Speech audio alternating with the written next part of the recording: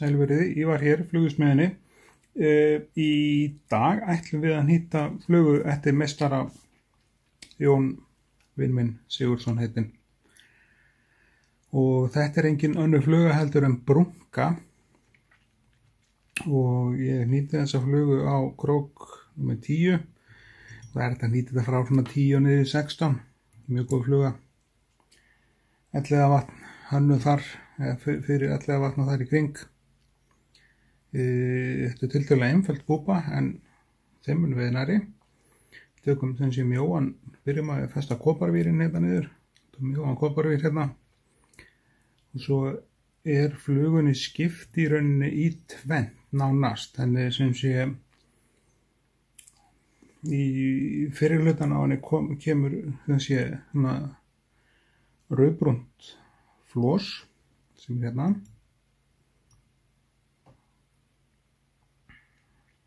Og svo þar fyrir framan kemur dökkbrúnt flós. Og helmingarnir skiptast einhvers staðar hérna það sem ég legg finna frá mér. Þannig að fyrri hlutin á púpunni er hérna.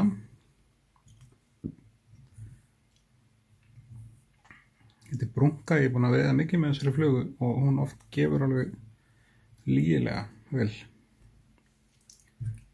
Mæli með henni, þetta er svo sem eins og allt annað sem að Jón heitinn gaf út og gaf frá sér sko sem sé sem flugur. Þetta bendi endilega, það er bara challenge fyrir ykkur að benda mér á flugu eftir að Jón heitinn sem að virkar ekki. Það eru allar einhvern veginn þeim gæðum gættar að það virka allar. Það er mér alveg magnað.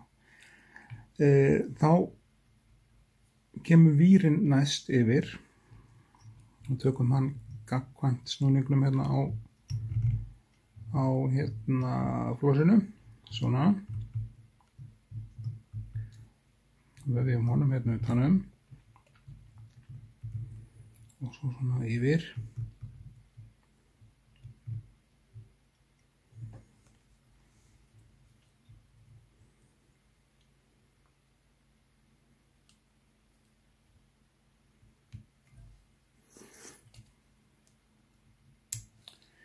Svona, svo kemur dökkbrúnt yfir þetta, eða öllu heldur fyrir framan þetta.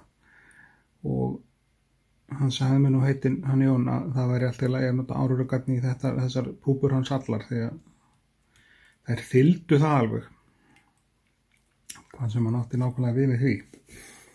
En við notum dökkbrúnt árórugatni framhlutan á þessari brunku.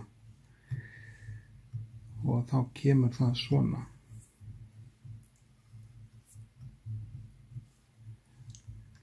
Og það er vængstubbur á þessari flugu líka, eins og mörgum af hans flugum. Það er alveg ótrúlegt hvað hann var hrifinn af því að hafa þær með sko sem sé vængstubb og klipptan væng.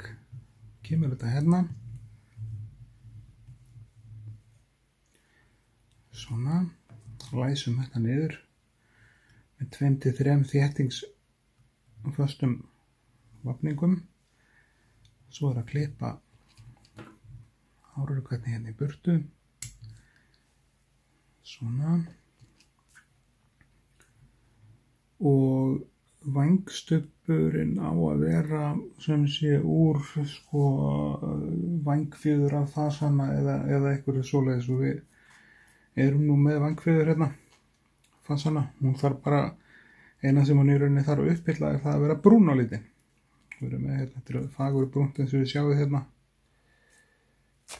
Svona, tökum að þessu hérna. Og klippum þetta til hérna, svona.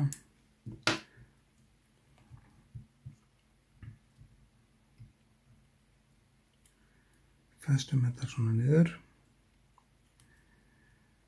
Svo er ég búinn að nýta nokkrar eftir Jón, þá fer ég að fara í fiðrildina eins og straumflugurnar, þær eru skemmtilegar. Það er alveg stór skemmtilegt. Svo klippum við vænginn, þá getum við miða við miðjan dökkbrúna búkinn. Hérna. þá erum við bara með hann eins og hún í bókinu Veiðiflugur Íslands. Hún á blaðsíðu 19 og heitir Brunka þessi fluga. Það er því hún, einmitt, manna sig, góð vin minn og hann sem kendi mér allt í þessu. Þá ekkert eftir nema að bregða á þetta hausnúttækinu og hausnút. Þess að flugu má náttúrulega sjálfsögðu hnýta með kúlu ef menn vilja veiða með hana dýpra. Það er ekkert sem bannar það, ég bara hnýta hann akkurat eins og hún í bókinni. Þetta svona. Eina sem þá eftir það bara að bregða á þetta lakki og kasta þessu út í fyrir fiskinn og vona það besta.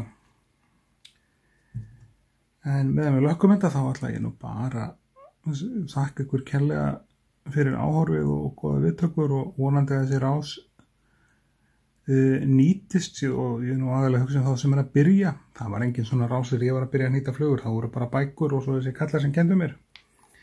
Jón Pöðisen, Jón Sig og svo tveir aðri góðir menn sem ég áttur að nýta flugur eftir líka. En þá brunkan tilbúin. Ég þakka ykkur kærlega fyrir áhorfið og við sjáumst hress og kátt í næsta vídeo. Takk.